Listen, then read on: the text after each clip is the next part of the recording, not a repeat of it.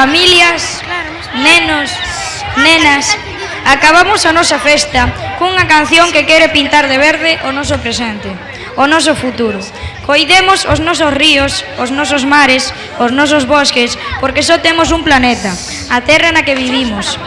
Cambiar o aire depende de nós. Para os rapaces que se van de sexto, decirvos que nunca perdades a sonrisa, que non hai nada imposible, só que non se intenta. Moita sorte, aproveitamos para decirvos unha vez máis que a música brilla con luz propia e debe seguir formando parte das nosas escolas. Debe ter o respeto que se merece. Gracias a todas as persoas que fixeron posible este proxecto, profesores colaboradores, alumnos e alumnas, as nais e os pais, o Concello e os seus técnicos, o Cámara. Moitas grazas. Un saludo e vémonos no próximo espectáculo. Invítovos a todos a cantar Color Esperanza.